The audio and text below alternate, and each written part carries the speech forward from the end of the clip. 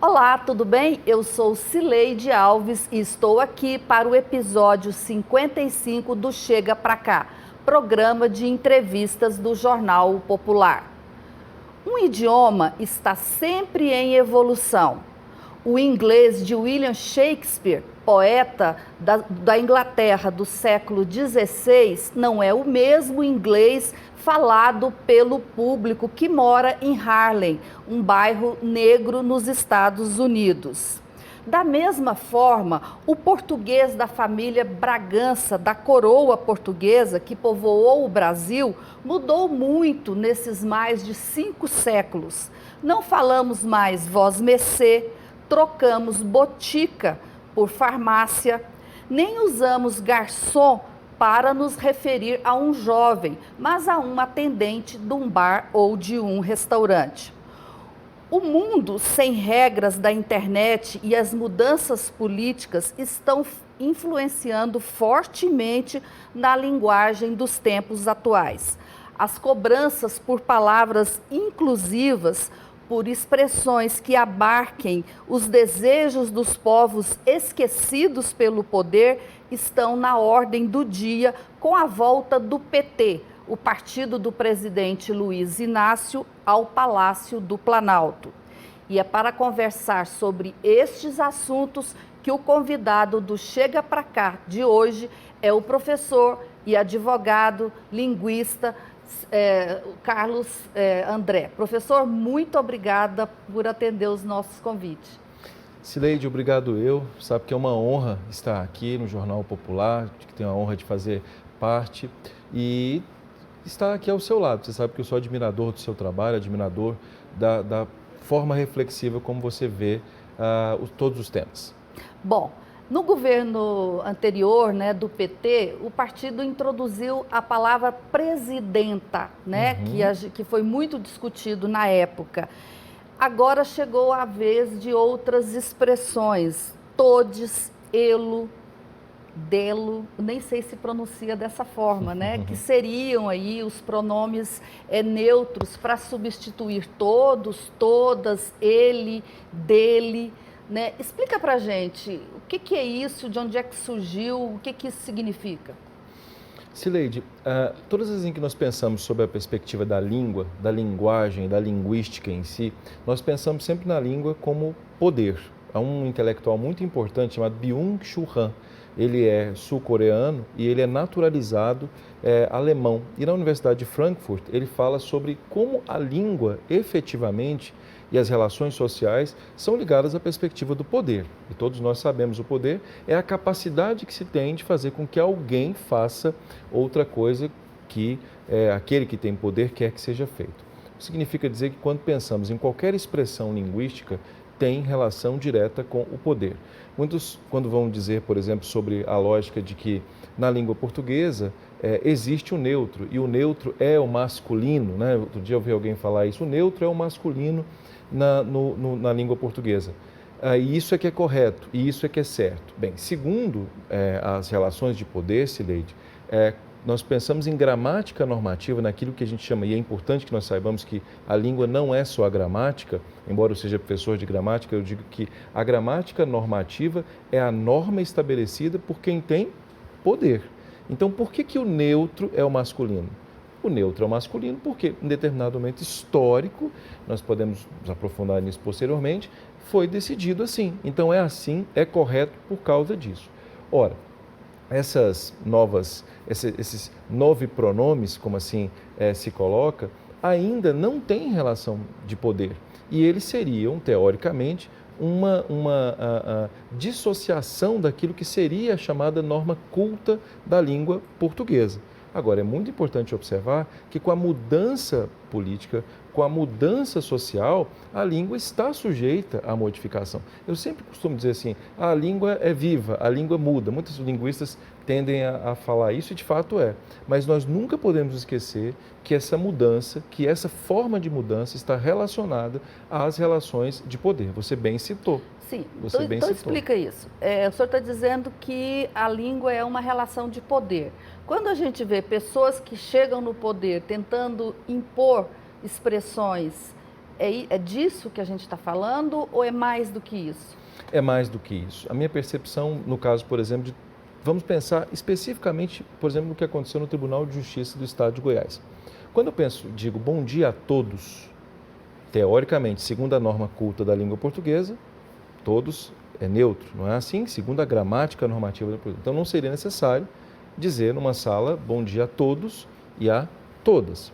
Ocorre que, com o movimento feminista, e aí por isso eu digo relações de poder muito mais profundas, com o movimento feminista, o todos e todas, o todas, embora desobedeça a gramática normativa, passou a ser correto, digamos assim, até aceitável em órgãos como o Poder Judiciário do Estado de Goiás, pelas relações de poder. Então, eu não estou falando exatamente da política em sentido estrito, poder legislativo, né, da política partidária. Eu estou falando das relações de poder dos movimentos sociais. Então, no caso das mulheres, elas conquistaram isso recentemente. E aí, o que acontece agora? O que acontece, Leide, é que há quem veja o mundo não como um mundo binário. E, por esse motivo, esses novos pronomes. Esses ainda não têm poder, mas, como você acabou de falar, se houver um ministro de Estado que diga isso em pronunciamentos formais e isso passa a ser constante, obviamente, isso passa a representar uma novidade linguística. Quando a gente fala todos e todas, nós estamos incluindo, tentando especificar a mulher, colocar a mulher. Mas a gente não está criando palavras, essas palavras existem, né, no nosso vocabulário. Exato. Quando eu falo presidenta, era uma palavra que não era aceita nas normas, né, da gramática. Quando eu falo elo, né, quando eu digo todes, noves, são palavras que não existem, nós estou criando isso. Tem uma diferença isso? Tem, com certeza, há muita diferença. E essa diferença vem naturalmente porque nós que observamos o mundo, eu como vejo o mundo de maneira assim, né, binária, digamos assim, masculino, feminino, e esse gênero, sob a perspectiva gramatical, passou a estabelecer essa relação, não gera estranheza, como você mesma colocou. As relações de masculino e feminino são relações estabelecidas. O que agora vem com essa nova percepção é uma nova percepção de mundo, que não é abarcada pela gramática normativa, que não é abarcada por aquilo que é a tradição clássica da língua. Mas volto a dizer, essa é uma questão que envolve linguística, e linguística está ligada às relações sociais, às relações antropológicas e até mesmo políticas. Por que é diferente? Como você acabou de falar, porque não existe. Vou dar um exemplo. Quem diz sobre linguagem neutra? Né? Eu vou até fazer uma problematização desse nome, porque neutra não é, sob qualquer hipótese. Mas quem diz que tem que se incluir, já parou para pensar em como é que seria uma sintaxe? Como é que seria um texto escrito em linguagem neutra? Não. Com certeza seria praticamente impossível hoje em termos de sintaxe. Então, me parece... Explica isso um pouquinho mais para a gente ter uma ideia do que o senhor está falando. Quando eu digo os meninos chegaram, por exemplo, à sala. Os meninos chegaram à sala.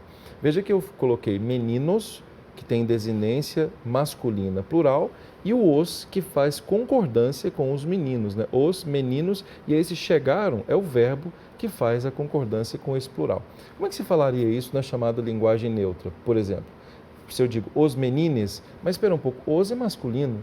Qual é o pronome específico? Ex-meninas. Então, veja que em termos de gramática, ainda existe, e esse é um ponto importante de ser colocado, ainda existe um problema estrutural, sintático.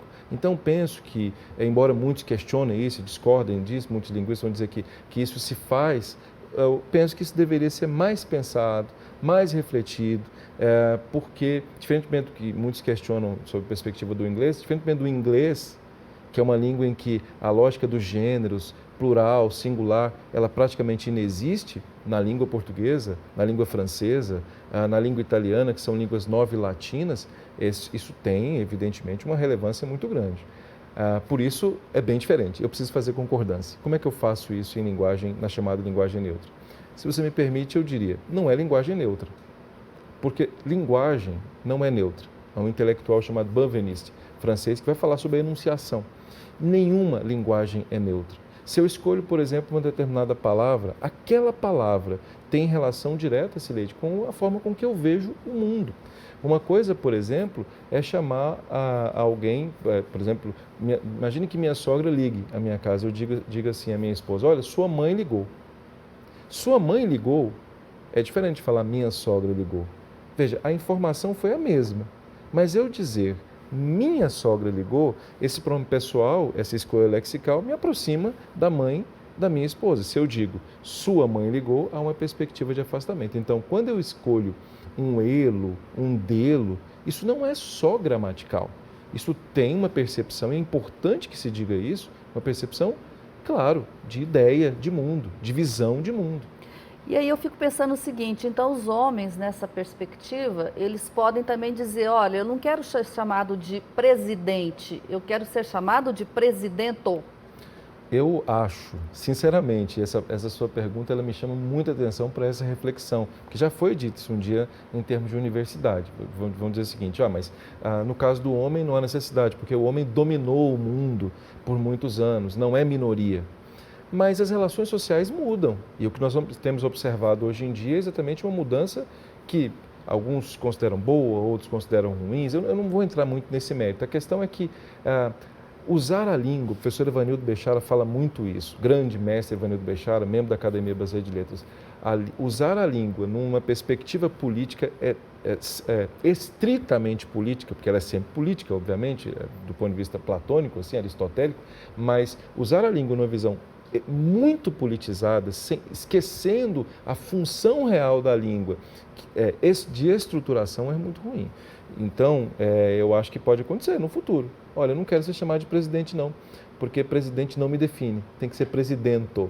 E aí nós vamos esquecer do básico. Qual que é o básico? O processo de comunicação. Quer dizer, não observar a comunicação apenas como um jogo político, mas observar a comunicação como um elemento de informação.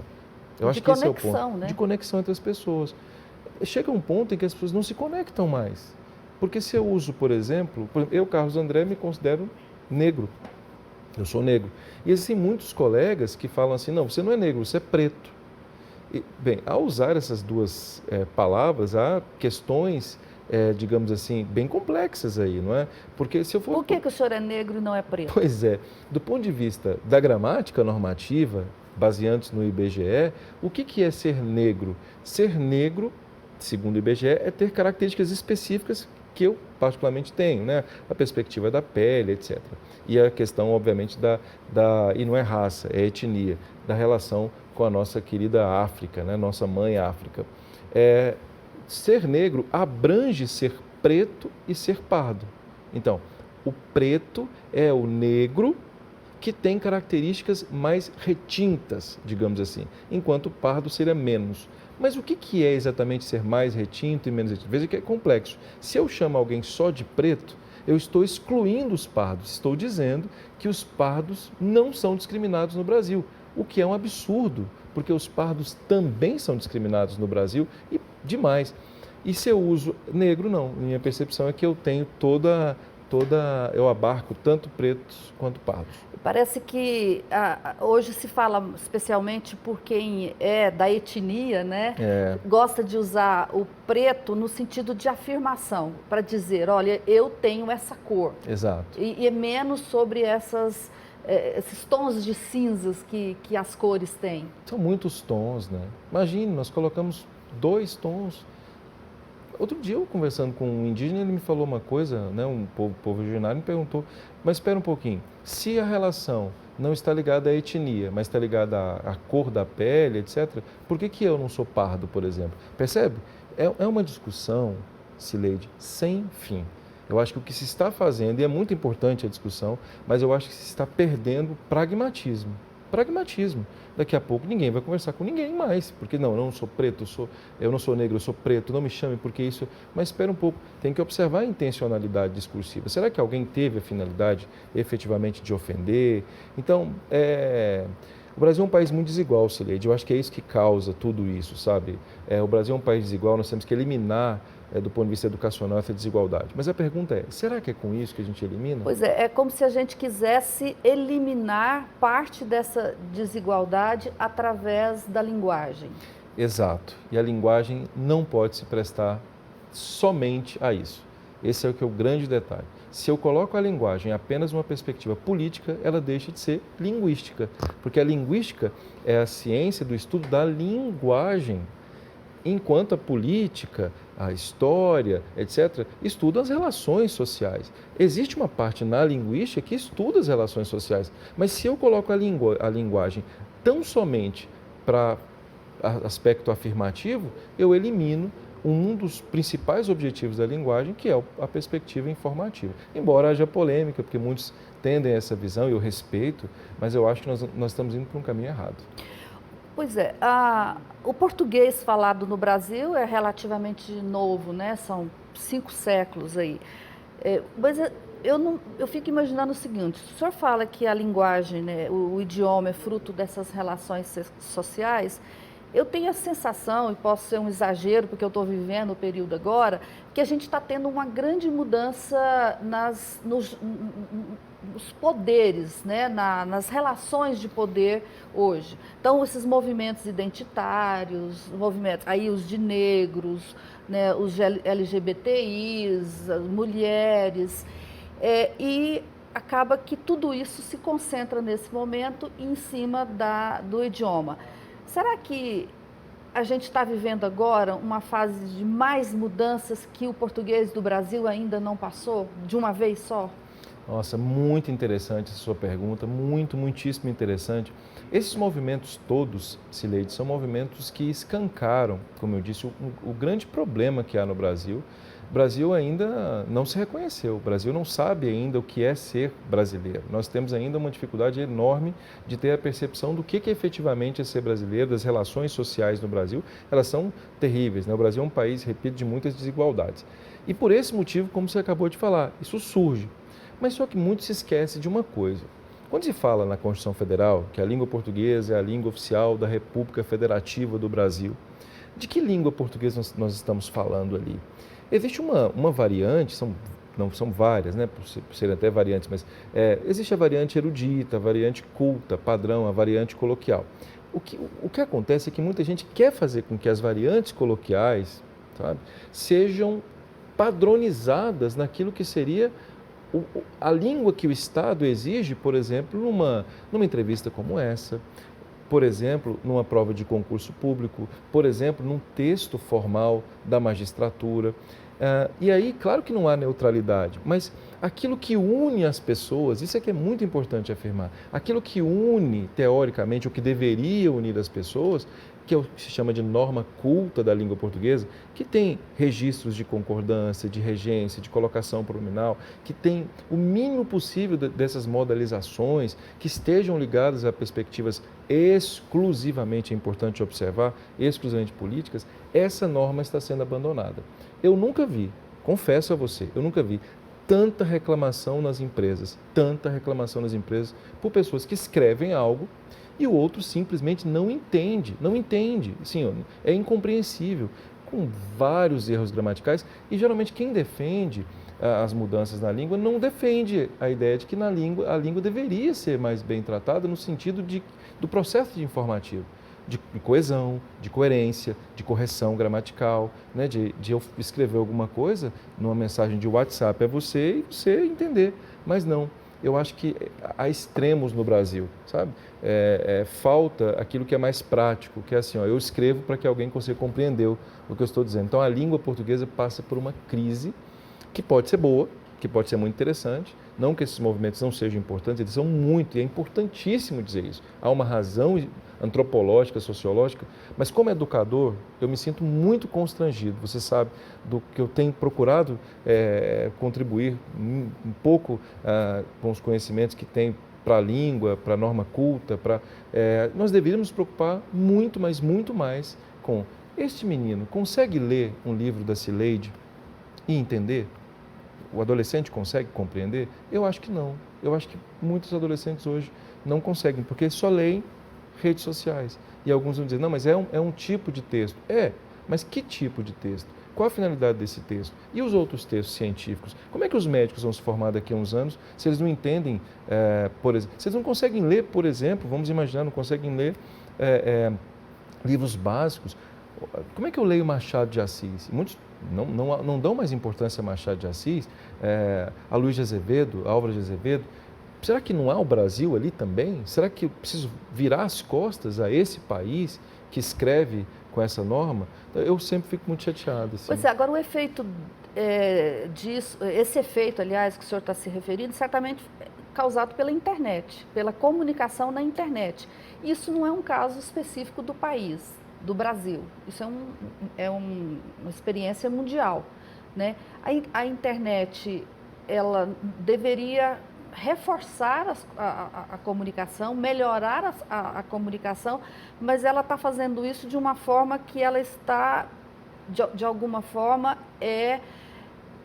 abalando profundamente a linguagem, é isso? Sabe que existem linguistas que dizem não, é apenas uma nova linguagem. Tudo é evolução. Né? Uma nova linguagem, isso. Nem sempre o novo é evolução. Isso é algo importante observar. Nem sempre aquilo que é novo é evolução. Eu sou uma pessoa altamente conectada, gosto das redes sociais, sou apaixonado pelas redes sociais, mas eu vou me lembrar muito de uma conversa que eu tive com uma ex-secretária de Educação do Estado de Goiás, que participou da formação da BNCC. Base Nacional Comum Curricular, que é um documento extraordinário. Eu sou apaixonado pela BNCC, o Brasil tem que implantar a BNCC. E aí nós dialogávamos, ela disse assim, é engraçado que a internet não fez isso na Noruega. Os meninos da Noruega não escrevem, não tem problemas com leitura, não tem problema com a norma culta. Os meninos da Suécia não têm, da Finlândia não tem. Tanto é que você pode observar... falando dos países nórdicos que têm a melhor educação Então, onde é que está o problema? O problema está na internet? É que nós temos um modelo estadunidense, nós somos, com todo respeito, nós somos um quintal estadunidense em termos de educação. E com todo respeito, embora a educação estadunidense pragmaticamente seja muito boa para a construção, etc., do ponto de vista linguístico, do ponto de vista filosófico, isso é bom, isso é importante, viu? Isso é importante que nós saibamos que isso é muito importante para a vida do ser humano, acho que deixa a desejar. Eu acho que a gente teria que pensar, tanto é que eu já vi alguns colégios aí chegando com método finlandês. Por quê? Porque perceberam um equívoco. Não existe um país bem-sucedido em termos de IDH, se as pessoas não sabem escrever, Cileide. E eu acho que fake news, outro detalhe, não chega à Noruega da forma como chega aqui, porque os meninos são críticos. Então eu acho que o problema não está na internet, está numa péssima educação. O Brasil tem uma péssima educação. O português está sob ataque e está ameaçado? Não, porque aquilo que nós chamamos de português sobreviverá para sempre. Essa é a nossa percepção. Mas pode não ser o mesmo português e provavelmente não será o mesmo português que nós observamos hoje. O que me deixa triste é pensar que ele pode não ser um português melhor, porque eu gosto de mudança, desde que as mudanças sejam mudanças para melhor. E eu não estou vendo, de fato, alterações positivas do ponto de vista daquilo que a gente chama de sintaxe, de alguém que constrói um texto a mim e essa pessoa hoje, se algum linguista me provar isso, eu vou, peço desculpas, mas dizer que um texto escrito no século XX, por exemplo, por um bom escritor, o escritor de hoje, que escreve nessa linguagem sobre a qual você se referiu, ele teoricamente é um escritor que é mais claro, que é mais coeso, que é mais correto, que é mais conciso. Se você pegar alguns textos do Chico Buarque de Holanda, por exemplo, o Irmão Alemão, por exemplo, do Chico Buarque de Holanda, né? Estou falando de um brasileiro contemporâneo. E aí nós vamos comparar com algumas obras, é realmente difícil.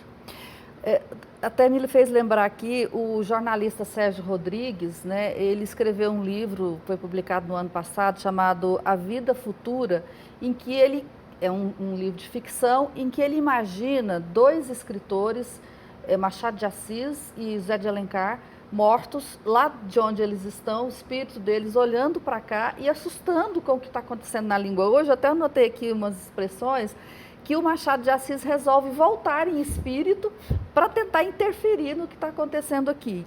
O que incomodou muito o Machado de Assis nessa obra?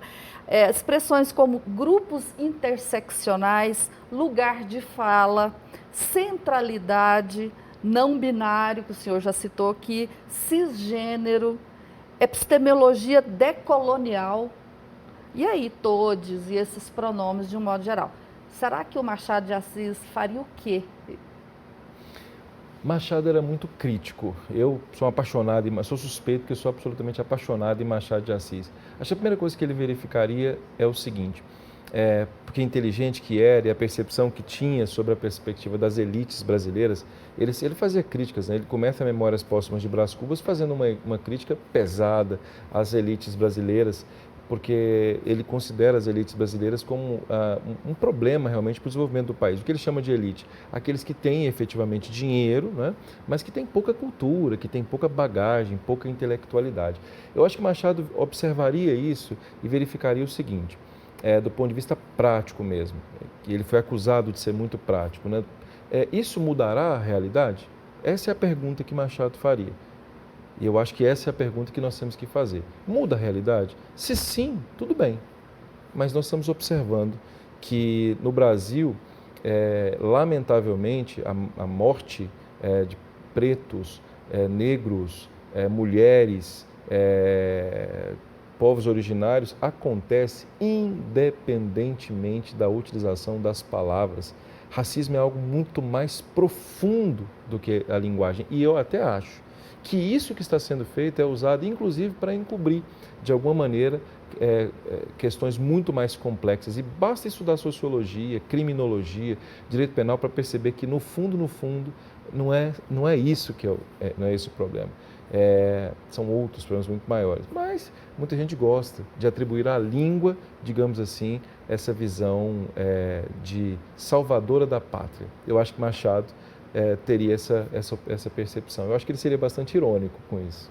Bom, então, para a gente continuar a escrever, seja num bilhete ou num comunicado dentro das empresas ou em textos mais formais, a regra é usar a gramática que o Machado de Assis usaria ainda hoje. Quer dizer, então, nós não vamos escrever todes, nós não vamos escrever outros pronomes que não existem, ou outras palavras que não existem, é isso?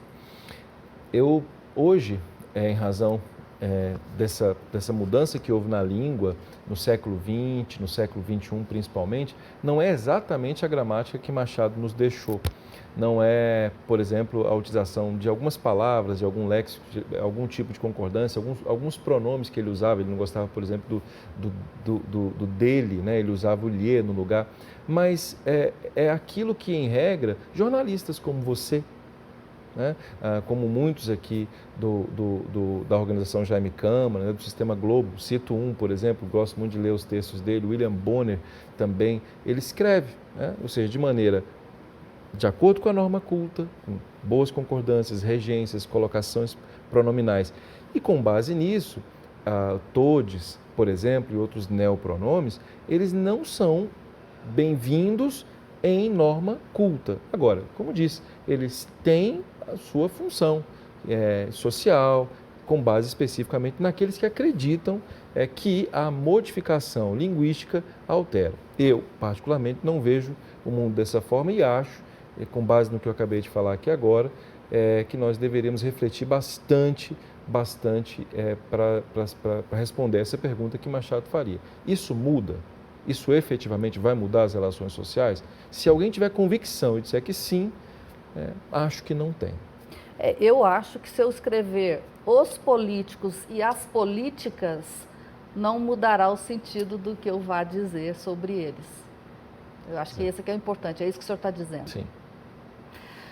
Professor Carlos André, eu agradeço muito a sua presença aqui, as suas informações e os seus importantes conselhos, né? E que a gente possa conseguir manter aí a língua culta e que o país consiga estudar, né, o português e aprender o português. Agradeço a você, Sileide, como disse, é uma honra estar aqui com você, tenho uma profunda admiração pelo seu trabalho. Lembrar, né, aquilo que Fernando Pessoa diz, quem não conhece uma palavra não pode conhecer uma alma. Quem não conhece uma língua não pode se comunicar bem. E eu acho que o país precisa se preocupar em dar educação de qualidade, educação de excelência, crítica, no sentido de critério, crítica como critério a todos os brasileiros. E aí eles decidem se efetivamente vão ou não vão usar. Podem, sob qualquer hipótese, ser massa de manobra, seja de quem quer que seja. Bom, o Chega Pra Cá fica por aqui e o Chega Pra Cá também é podcast. Toda terça-feira à tarde tem um programa novo. Lá também você encontra todo o acervo. Obrigada, tchau.